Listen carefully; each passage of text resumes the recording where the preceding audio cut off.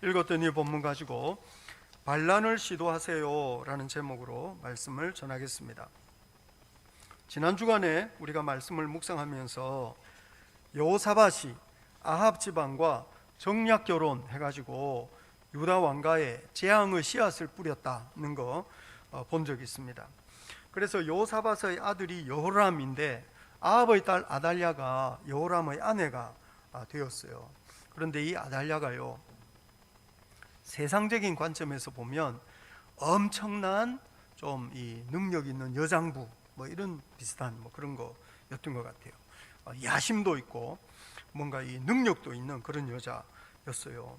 그래가지고 자기 남편도 휘어잡고 자기 아들도 휘어잡고 뭐 이렇게 하면서 나중에 유다 왕국이 위기에 처했을 때 유다 왕가의 그 다윗의 후손들을 전부 다 죽이고 자기가 왕이 되려고 하기도 했어요. 그래서 엊그제 묵상했던 역대하 22장 10절 성경 한번 보시겠습니까? 역대하 22장 10절을 보시면 같이 한번 읽어볼까요? 시작. 아하시아의 어머니 아달랴가 자기의 아들이 죽은 것을 보고 일어나 유다 집의 왕국의 씨를 모두 진멸하였으나, 그래서 모든 유다 왕가의 그 왕족 다윗의 후손들을 다 죽인 거예요. 그런데 성경의 구원 역사는요, 이게 아브라함과 다윗의 후손을 통해서 계속 이어지는 게 있거든요. 근데 이 아합의 딸이 다윗의 후손을 다 죽여버리고 왕가의 씨를 다 진멸하려고 했으니 이것이 얼마나 엄청난 위기였는지 모릅니다. 이게 엄청난 사건이었어요.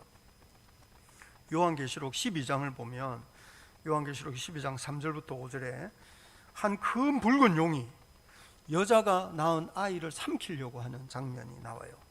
여자는 언약의 공동체 교회를 가리키는 것이고 이 아이는 메시아 예수님을 가리키는 거라고 할 수 있어요. 그러니까 큰 붉은 용이 어떻게 해서든지 언약의 대를 끊어버리고 하나님의 자녀들을 없애버리려고 하는데요, 성경에 그런 일이 자주 일어납니다. 출애굽기에 보면 애굽 왕 바로가 모든 히브리 사람, 이스라엘 사람들이 낳은 사내 아이, 남자아이는 전부 나일강에 던져라 이렇게 명령한 적이 있어요. 에스더서를 보면 아말렉의 후손이라고 할 수 있는 하만이 모든 유다 사람을 전부 진멸하려고 하는 일이 있거든요. 예수님 태어나실 때 헤롯이 베들레헴 인근에 2살 아래의 모든 사내 아이를 다 죽이려고 하는 그런 상황들이 있어요. 여하튼 이 성경의 역사를 보면 하여튼 이 세상이 이 큰 붉은 용이 어떻게 해서든지 하나님의 자녀들의 대를 끊어버리려고 하는 그런 일들이 있습니다. 여러분, 우리가 성경을 읽으면서 잘 기억해야 될 것은 세상에서 사단의 세력과 하나님의 백성 사이에 아주 치열한 싸움이 벌어지고 있다는 겁니다. 요한계시록 12장 17절에 이런 말씀이 있어요. 같이 한번 읽어볼까요? 시작. 용이 여자에게 분노하여 돌아가서 그 여자의 남은 자손 곧 하나님의 계명을 지키며 예수의 증거를 가진 자들과 더불어 싸우려고 바다 모래 위에 서 있다. 그래서 바다에서부터 막 짐승이 올라오는 그런 장면이 있습니다. 하나님께서 어떤 이 세상 가운데 이 거룩한 싸움이 있다는 것을 우리에게 가르쳐 주시는 거예요. 여자의 남은 자손, 하나님의 계명을 지키며 예수의 증거를 가진 자, 다 예수 믿는 우리를 가리키는 표현이거든요. 창세기 3장 15절에 이런 말씀이 있어요. 같이 한번 읽어볼까요? 시작. 내가 너로 여자와 원수가 되게 하고 네 후손도 여자의 후손과 원수가 되게 하리니 여자의 후손은 내 머리를 상하게 할 것이요 너는 그의 발꿈치를 상하게 할. 여기서 말하는 여자의 후손은 예수님을 가리키는 거죠. 여자의 후손 예수님, 그리고 요한계시록대로 하자면 여자의 남은 후손으로서의 교회가 이 요한계시록이 말하는 이 큰 붉은 용, 이 어둠의 세력, 사단의 세력과 싸우고 있다는 사실을 기억해야 합니다. 그런데 성경을 읽어보면 이런 사단의 세력, 이런 세상과의 싸움에서 예수님은 승리를 거두시는데 여자의 남은 자손 우리는 승리하지 못할 때가 자주 있어요. 그리고 뭔가 싸우기는 하는데 실제로는 세상으로부터 짓밟히고, 그리고 뭔가 승리라기보다는 겨우 아슬아슬 그냥 살아남는 그런 경우들이 훨씬 더 많아요. 그리고 어떤 때는 승리를 거둔다고 하지만 얼마 못 가서 세상의 유혹에 그대로 휩쓸려 버리는 일들이 얼마나 많은지 모릅니다. 이를테면 출애굽, 하나님께서 편팔과 큰 능력으로 애굽을 심판하실 때 10가지 재앙, 얼마나 스펙타클 해가지고요 영화로도 만들어질 정도, 홍해 가르는 얼마나 엄청난 사건인지 모릅니다. 그런데 그 하나님의 군대, 여호와의 군대거든요. 근데 그 여호와의 군대가 그런 엄청난 승리를 거두었어도요 얼마 못 가가지고 그 군대가 하나님보다 잊어먹습니다. 그래가지고 원망하고 불평하다가 심지어 애굽으로 돌아가자 그런 이야기까지 하기도 합니다. 여러분, 그러니 엄청난 승리를 거두어도요 얼마 지나지 못해가지고 다 하나님 잊어먹는 거예요. 하나님께서 40년 광야 생활을 거쳐가지고 이 사람들을 가나안에 심으시고 얼마나 힘쓰고 애써서 기르시고 양육하셨는지 모릅니다. 근데 금방 바알을 따라가요. 화려함과 풍요로움을 약속하는 그 바알 따라가다가 결국 예루살렘 성전 다 무너지고, 그리고 뭐 포로가 돼가지고 바벨론 페르시아로 다 끌려다니고 뭐 이렇게 되는 거죠. 그래서 이 타락한 세상에서 하나님의 백성들이 보여주는 모습이라는 것은 얼마나 연약하고 얼마나 초라한지 모릅니다. 그런데 그렇게 연약하고 그렇게 초라한 중에서도 믿음으로 버티는 사람들이 있어요. 뭔가 세상과의 싸움에서 뭔가 화려한 승리를 거두지는 못하지만 그래도 그 세상 앞에 무릎 꿇지 않고 버텨내면서 이 언약의 대를 이어내는 사람들이 있습니다. 이를테면 출애굽기 1장에 이스라엘의 모든 히브리 사람들의 사내 아이를, 남자아이를 다 나일강에 던져라, 다 죽이려고 하는데요, 이 히브리 산파 시브라와 부아라는 사람은 애굽 왕이 먼저 명령했거든요. 이 히브리 사람의 해산을 도울 때 아들이 태어나면 다 죽여라. 그런데 산파가요 바로 왕의 명령을 거절해요. 듣지 않아요. 그래서 애굽 왕이 기가 막혀가지고 어떻게 해서 남자아이가 살아날 수 있느냐 이렇게 말했을 때 산파가 19절에서 뭐라고 하느냐 하면, 히브리 여인은 애굽 여인과 같지 아니하여 건장하여, 건장하다는 말은 짐승과 같아서, 짐승과 같아서, 문자대로 하자면 짐승한테 무슨 산파가 필요하겠어요. 그러니까 이게 사실 바로 왕이 아무런 반응을 할 수 없을 정도로 바로 왕의 입을 막는 그런 표현인 거예요. 마치 히브리 여인들은 짐승과 같아서 짐승한테 무슨 산파가 필요하겠어요. 지가 쑥 나와서 그냥 키우는 거예요. 뭐 이런 식으로 대답하는 거예요. 중요한 거는 이 시브라와 부하가 애굽 왕의 명령을 거절했다는 거죠. 모세의 어머니 요게벳은 남자아이가 태어났는데 그 사내 아이가 너무 이쁜 거죠. 그러니 다 나일강에 던져야 돼요. 그런데 숨겨서 키우다가 도저히 안 되겠다 싶을 때는 갈대 상자를 만들어 가지고 이 아이를 살리는 거죠. 사실 자기가 할 수 있는 일을 하는 거예요. 그런데 이것이 세상에 대한 저항이었습니다. 세상에 대한 저항인 거죠. 아말렉 후손 하만이 페르시아 왕의 힘을 빌어가지고 모든 유다 사람을 다 죽이려고 할 때 모르드게와 에스더가요 죽으면 죽으리라 이러면서 저항하는 거죠. 살려내려고 자기들이 할 수 있는 최선의 일을 하는 거예요. 예수님의 부모였던 요셉과 마리아는 도망이라도 치면서 하나님의 뜻을 이루어내는 것을 우리가 보고 있습니다. 이것이 다 세상에 대한 저항이었다는 거예요. 이거 어둠의 권세에 대한 반란이었던 거죠. 아달랴가 모든 유다 왕족을 다 죽이고 다윗의 후손들을 전부 죽이고 자기가 왕이 되려고 7년 동안 왕노릇 했는데요, 최종적으로는 성공하지 못해요. 왜냐하면 반란을 시도하는 사람들이 있었거든요. 왕의 딸 여호사밧이 있습니다. 어제 묵상했던 역대하 22장 11절부터 12절을 보시면, 역대하 22장 11절부터 12절을 보시면, 자 같이 한번 읽어볼까요? 시작.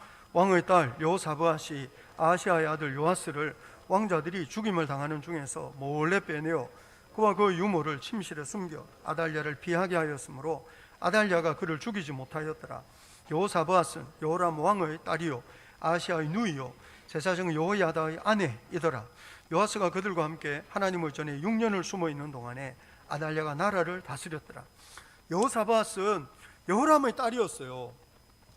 아하시아의 누이라고 하는 걸 봐서 아하시아는 아달랴의 아들이거든요. 그래서 이복, 그러니까 이게 좀 애매해요. 이게 여호람의 딸이기는 한데 아달랴의 딸인지는 잘 모르겠어요. 왜냐하면 여호람 왕에게 아내가 여러 명이었거든요. 그런데 아시아의 누이라고 하는 걸 봐서 어쩌면 이 여호사밧은 아달랴의 딸이었는지도 모르겠어요. 근데 이게 확실하지 않아요. 근데 여하튼 여호람의 딸 여호사밧이 자기 남편 제사장 여호야다하고 같이 둘이 마음을 모아가지고요, 여호아스가 거의 피덩이였을 거거든요. 요 아들을 딱 빼돌려가지고 6년 동안 성전에서 숨겨서 키운 거죠. 그리고 오늘 그 아들을 내세워가지고 요아스를 내세워가지고 반란을 일으키고 있는 것입니다. 그런데 이 반란은 사실 여호야다 입장에서는, 그리고 이 언약의 어떤 역사, 구원의 역사에서 보자면 이거는 어떻게 보면 하나님의 약속을 회복하기 위한, 그리고 예배 공동체의 정체성을 회복하기 위한 거룩한 반란이었어요.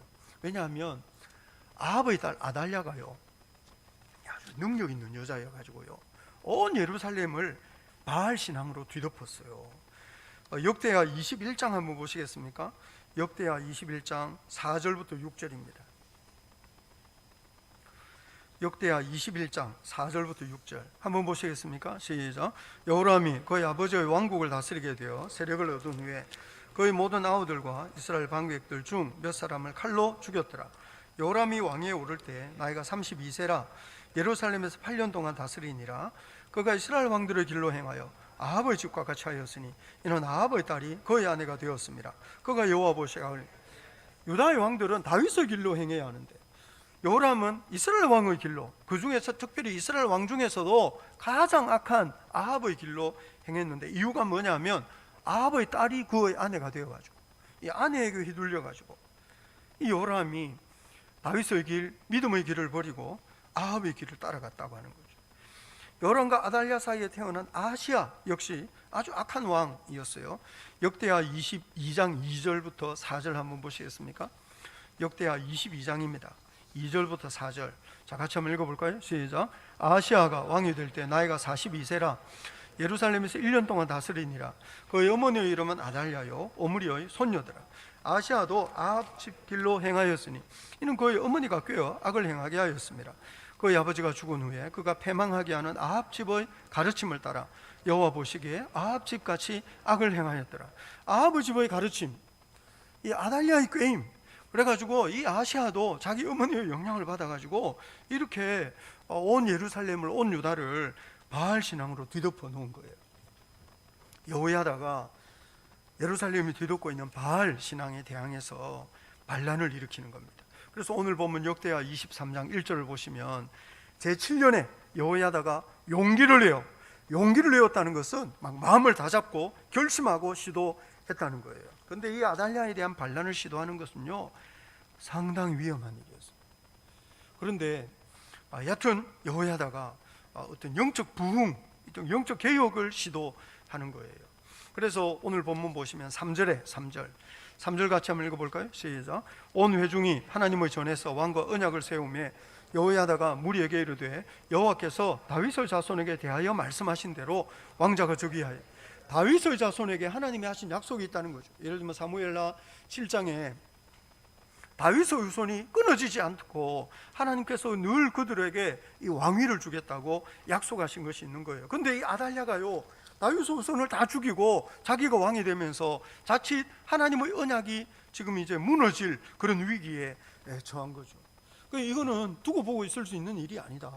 다윗의 후손이 왕이 되어야 할 것이 아니냐, 이게 하나님의 언약이 아니냐, 그렇게 말하는 거죠. 그리고 왕은 하나님의 율법의 기초에서 유다와 예루살렘을 다스려야 하는 거거든요. 그래가지고 오늘 보면 11절도 보시면 11절 같이 한번 읽어볼까요? 시작. 무리가 왕자를 인도해내어 멸관을 씌우며 율법책을 주고 세워 왕으로 삼을세 여호야다와 그의 아들들이 그에게 기름을 붓고 이르기를 왕이 만세수를 누리소서 하니라.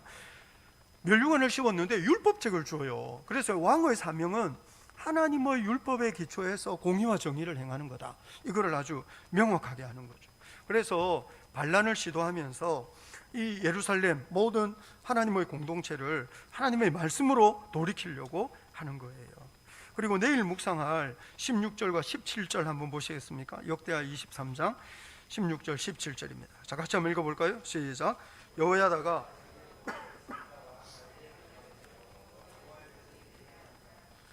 온 국민이 바알의 신당으로 가서 그 신당을 부수고 그의 제단들과 형상들을 깨뜨리고 그 제단 앞에서 바알의 제사장 mat단을 죽이니라. 바알의 신전, 바알의 형상을 다 깨뜨리고, 그리고 16절에 언약을 세워가지고 여호와의 백성이 되자, 어떤 이 거룩한 이 언약의 백성이 되자고 이렇게 어떤 영적 부흥을 시도하는 거예요. 여러분이 여호야다의 반란은 거룩한 믿음의 공동체를 회복하기 위한 그런 반란이었어요.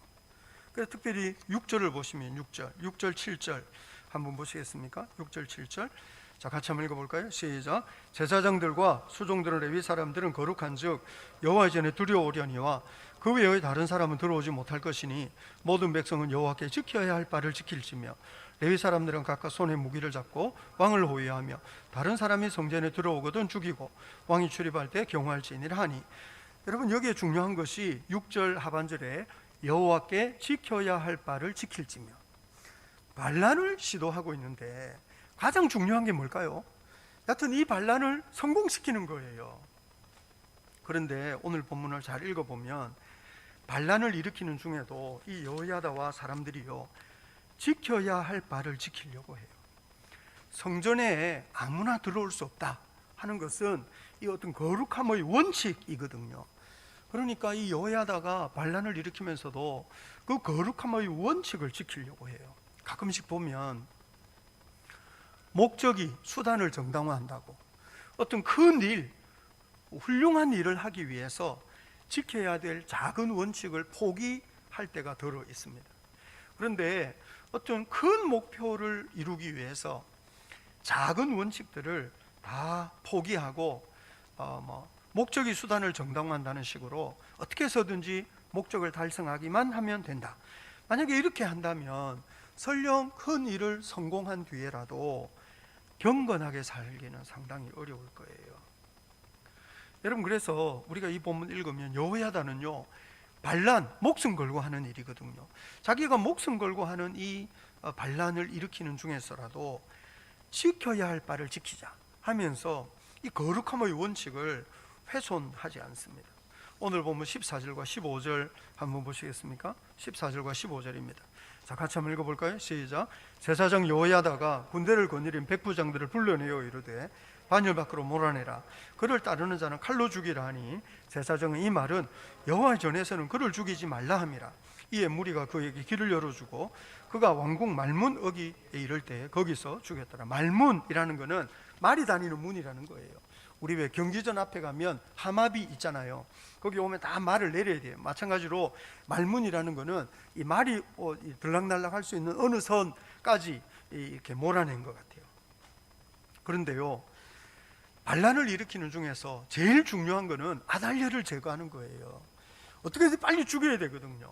그렇지만 성전 안에서는 피를 흘릴 수 없다. 그 원칙 때문에 몰아내고 그리고 도망가게 하고, 그리고 이 어떤 성전 권역 밖으로 갔을 때 거기서 죽이는 거죠.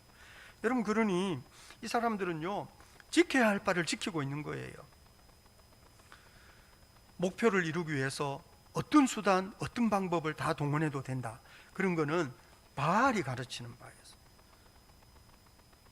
이 바알이라는 거는요, 바알은 단순한 종교가 아니고 이 바알이라는 거는 어떤 그 시대를 지배하는 정신 이런 거예요.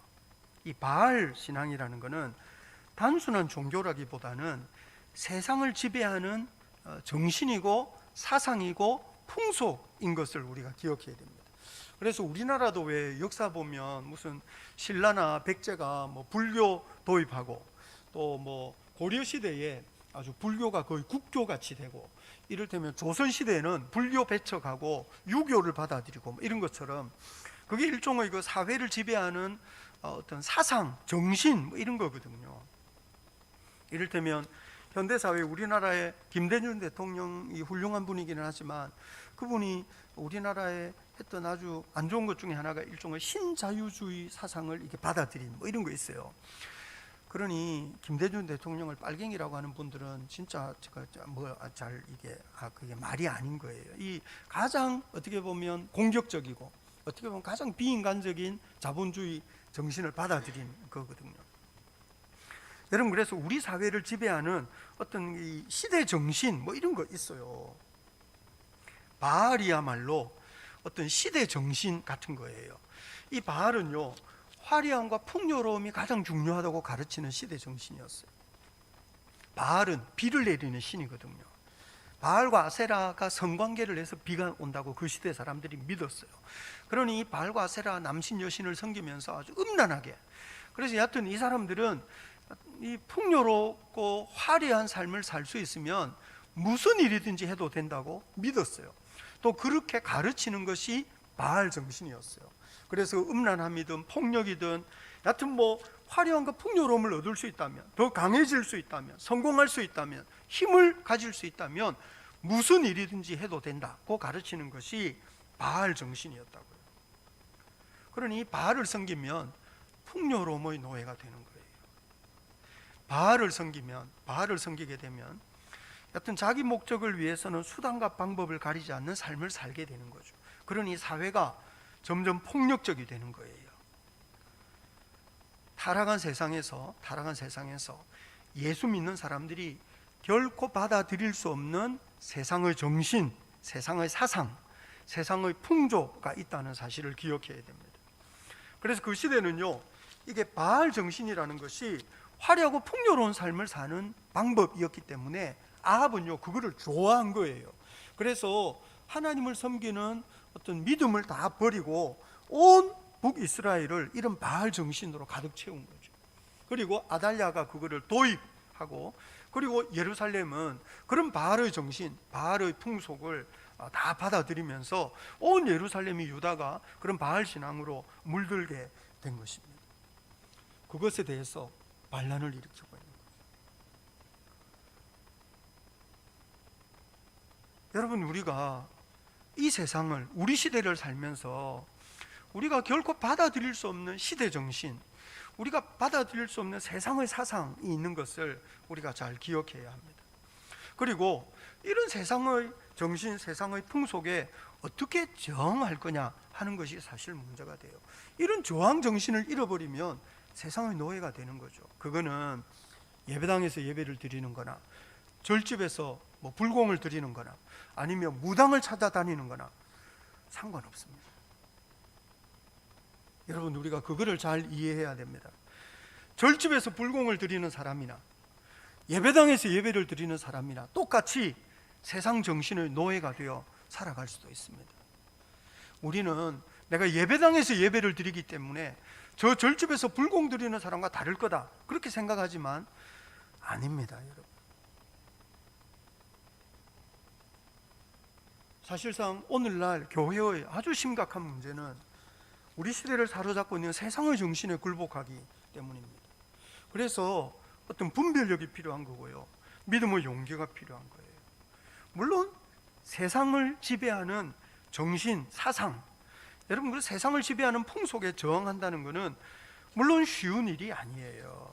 그래서 오늘 본문도 보시면 여호야다의 반란이요, 엄청 아슬아슬하게 진행이 돼요. 오늘 본문 보시면 1절부터 2절 한번 보시겠습니까? 1절부터 2절 같이 한번 읽어볼까요? 시작. 제7년에 여호야다가 용기를 내어 백부장 곧 여로람의 아들 아사랴와 여호하난의 아들 이스마엘과 오베스의 아들 아사랴와 아다야의 아들 마아세야와 시그리의 아들 엘리사밧 등과 더불어 언약을 세우며 그들이 유다를 두루다니며 유다 모든 고을에서 레위 사람들과 이스라엘 족장들을 모아 예루살렘에 이른지라. 여러분, 여기 뭐 기록은 되어 있지만요, 여호야다를 편든 사람은 백부장 5명밖에 없어요. 백부장 5명이에요. 백부장은 우리로 치면 중대장쯤 돼요. 여러분이 왜 군대 가면 소대장, 중대장, 대대장, 연대장, 사단장 뭐 이렇게 있는 거, 백부장은요 우리로 치면 중대장쯤 돼요. 그러니까 여기에 5명의 이름이 적혀 있는데 여호야다를 편든 사람은 별로 없었어요. 예루살렘에 높은 귀족, 세도가들이 없었을까요? 예루살렘에 귀족 세도가가 없어가지고 요 백부장 5명이 아니고 사실상 여호야다를 편든 사람 별로 없었던 거예요. 그리고 레위 사람과 족장들 불러왔는데 다 예루살렘 바깥에 사는 비주류들, 레위인들 나오는데 성경에서 제일 연약한 사람이 레위인입니다. 사실상 다 바알을 숭배하는 시대에 레위인이 뭐 대접을 받았겠어요. 그러니 이 사람들과 함께한 사람들은 비주류, 영향력 있는 사람 별로 없었다는 거예요. 그리고 여러분 거기 보시면 이 여호야다가 무기를 내주는데 구절을 보시면 9절 같이 한번 읽어볼까요? 시작. 제사장 여호야다가 하나님의 전 안에 있는 다윗의 창과 큰 방패와 작은 방패를 왜 이걸 내줬겠어요? 이걸 내어준 이유는 이 사람들은 변변한 무기조차 없었던 거예요. 세력도 없고 변변한 무기조차 없고 수도 별로 많지 않은 다 비주류, 별로 보잘것없는 사람들끼리 이렇게 모여가지고 반란을 시도하고 있는 거죠. 사실 이 사람들은요 목숨 걸고 반란하는 거예요. 목숨 걸고. 그리고 이 사람들은 어떤 하나님을 향한 거룩한 열정을 가지고 반란을 시도하고 있는 거죠. 그런데 아달랴를 몰아냈어요. 그리고 어떤 언약의 공동체, 거룩한 예배 공동체를 회복하고 있는 거죠. 여러분, 우리가 세상에 대한 반란을 시도하면서 여러분 하나님의 백성으로서 이 언약의 공동체로서 하나님께 매일 믿음의 사람으로서 우리의 정체성을 잘 회복해내는 그런 역사가 일어나기를 우리 주님 이름으로 축복합니다. 우리가 맞서야 될 적이 뭐냐는 것을 우리가 잘 생각해야 합니다. 안식일은 저항이다는 책이 있어요. 좋은 책입니다. 한번 읽어보시면 좋겠습니다.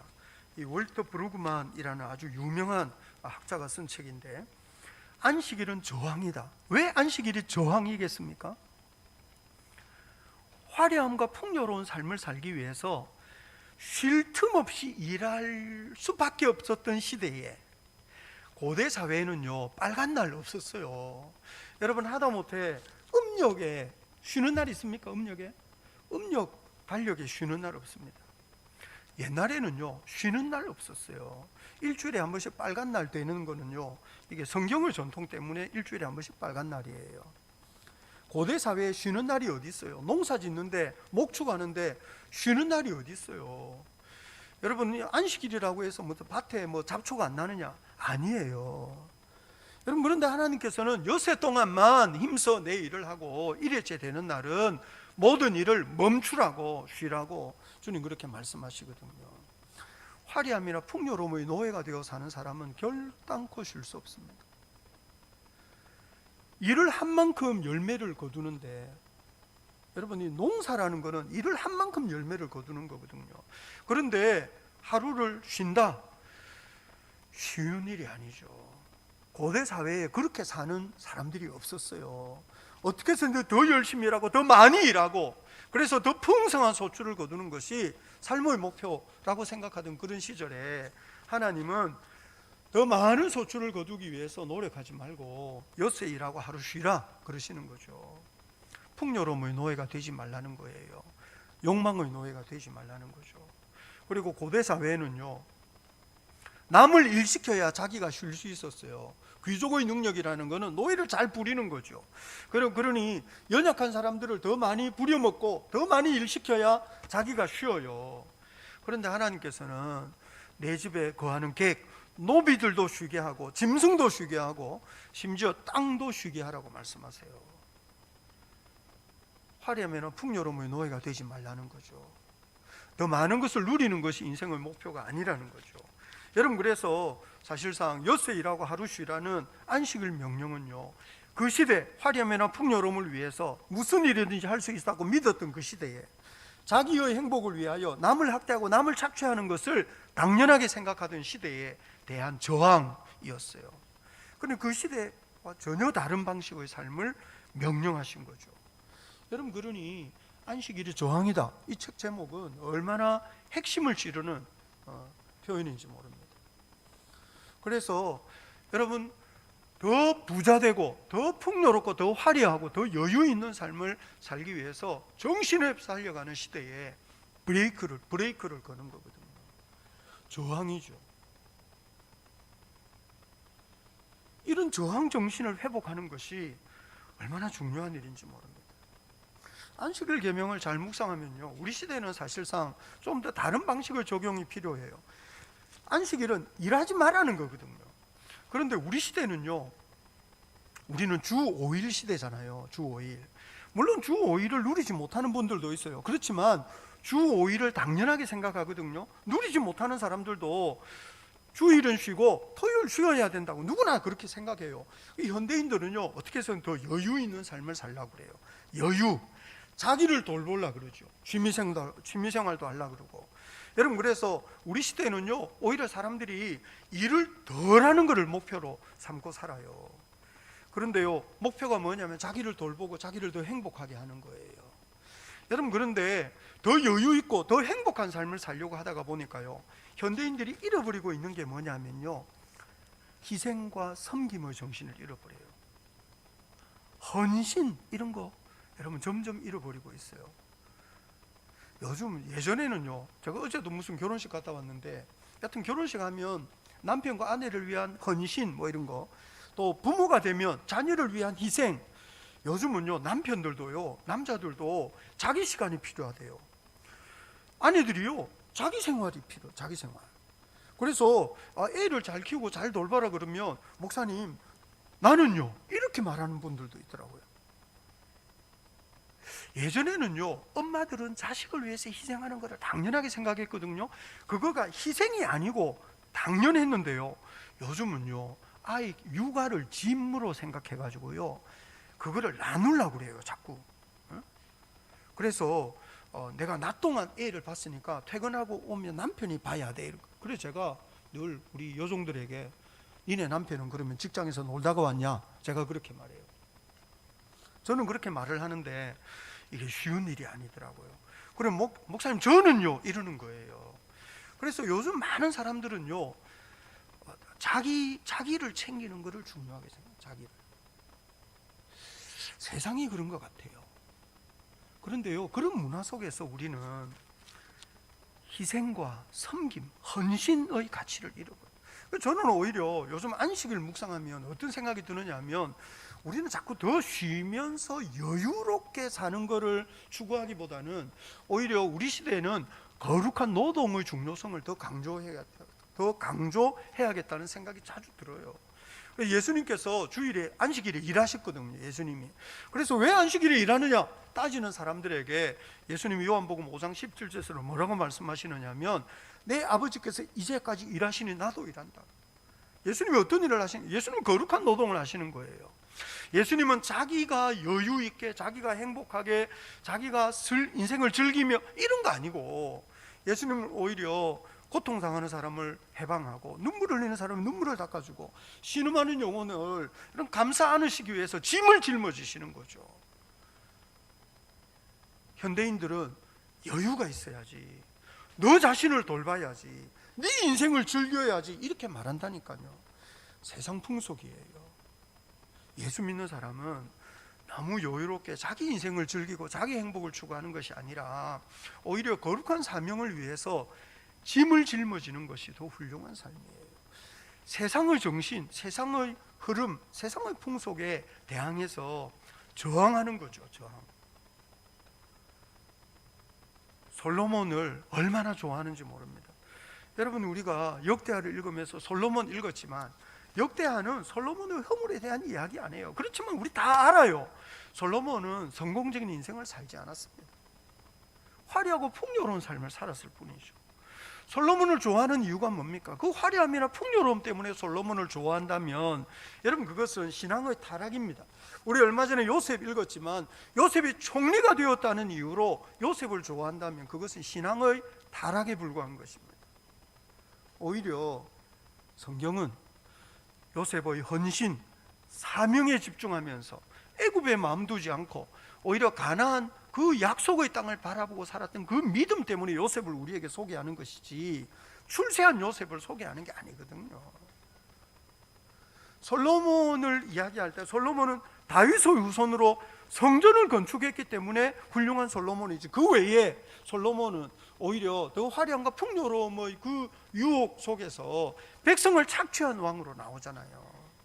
화려함이나 풍요로움 때문에 솔로몬이 좋은 게 아니고, 솔로몬이 기도하는 사람, 예배하는 사람이었을 때 솔로몬은 훌륭한 사람이었던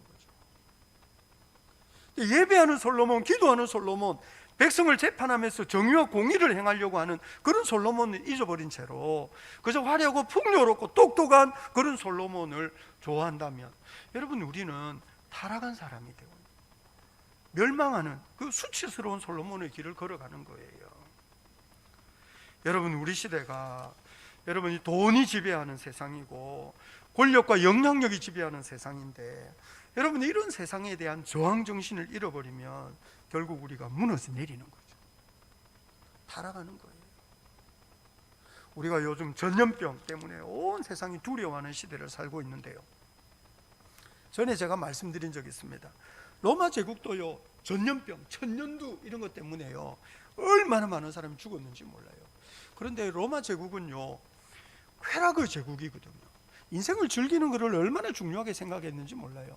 그리고 고대 사회는요 전염병 원인도 모르고요 대책도 없었어요.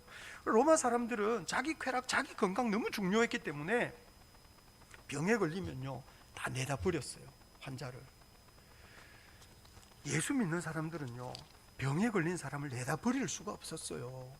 예수 믿는 사람들도 병든 사람 돌보면 자기 병 걸린다는 걸 다 알았어요, 그 시대의 사람들도.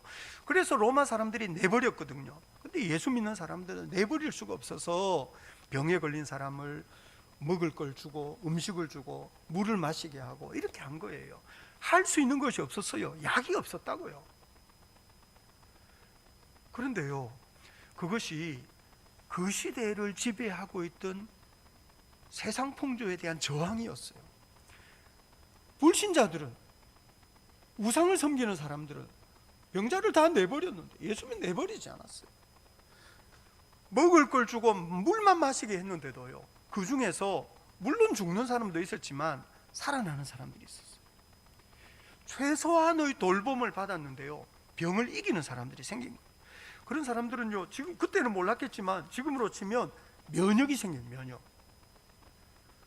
그러면서 우상을 섬기는 사람들, 로마 사람들은 다 죽는데 기독교인은 생존율이 점점 높아지는 거죠. 그런데 그것이요 자기 건강만 돌보던 로마 제국에 대한 저항이고 반란이었습니다. 세상 사람들과 다른 방식으로 살았던 거죠. 요즘 다 사회적 거리두기 하라고 제가 늘 말씀드리지만, 물리적 거리 두지만 사회적 거리는 더 가까워야 된다. 여러분, 우울하고 힘들게 지내는 사람들을 돌보고 챙겨야 됩니다. 다 그냥 자기만 돌보는 이 시대에, 자기만 병 안 걸리면 된다고 생각하는 그런 시대에 여러분, 병 걸린 사람이 얼마나 불안하고 얼마나 위태롭겠습니까? 제가 아는 어떤 분이요 확진자 아니에요. 그런데 확진자와 비슷한 동선에 있었어요. 그랬더니 얼마나 긴장하고, 자기 죄가 아니죠, 자기 잘못한 거 아니에요. 그렇지만 자기 주변에 있는 사람들에게 폐를 끼칠까 봐서 얼마나 힘들어하는지. 여러분, 그러니 병에 걸렸다는 거는 그 사람이 잘못한 거 아니고 그분도 피해자인 거예요, 사실 어떻게 보면. 여러분, 그러니 뭔가 이렇게 환자 옆에 있었다거나 병에 걸렸다거나 뭐 이러면 얼마나 마음이 힘들겠어요. 그러니 오히려 손가락질하는 게 아니고 위로가 필요하고 격려가 필요한 거죠. 여러분, 그러니 그렇게 조심조심 살고 있는 분들을 위로하고 격려하는 것이 필요합니다. 그 예수 믿는 사람들은 오히려 이런 시대에 더 열심히 위로하고 더 열심히 격려하고 더 열심히 다른 사람을 챙기는 그런 삶을 살아야죠. 여러분, 우리 시대에 성경을 읽고 말씀을 묵상한다는 것은요 어떻게 보면 일종의 시대에 대한 저항이에요. 왜냐하면 우리 시대에요 얼마나 새로운 정보, 하다못해 전라북도에 확진자 어디 생겼느냐 보려고 맨날 이거 같은 검색하고, 우리는 늘 어떤 이 유행에 뒤지지 않기 위해서 새로운 지식, 새로운 정보를 계속 찾아보고, 그리고 우리는 너무 지루하고 너무 힘드니까 더 재미있는 거를 어떻게 즐겨보려고 흥겨운 노래도 찾아보고 재미있는 드라마, 영화 챙겨보고. 여러분, 그러면서 우리가 보고 듣는 시간이 얼마나 많습니까? 우리 시대에 너무 많은 사람들은요 보고 듣는 일에 많은 시간을 씁니다. 새로운 것을 보고 새로운 것을 듣고 더 재미있는 것을 누리려고 보고 듣는 그 시간에 여러분, 우리가 성경을 읽는 거는요 시대에 대한 저항일 수 있습니다. 또 그런 저항이 필요합니다. 성경을 읽는 거는 영화 보는 것에 비하면 지겨울 수도 있고, 재미있는 노래 듣는 것에 비하면 찬송을 부르는 것은 고리타분한 일일 수 있겠습니다만, 사실 예수 믿는 사람들이 그런 경건한 생활 습관을 떠나서 어떻게 생존할 수 있겠습니까? 그러니 늘 새로운 것을 보고 듣고 즐기려고 하는 이런 시대에 성경을 읽고 예배를 드리는 것은요, 일종의 저항이고 반란일 수 있습니다. 그리고 그런 저항이 우리에게 필요한 겁니다. 그런 반란이 필요한 겁니다.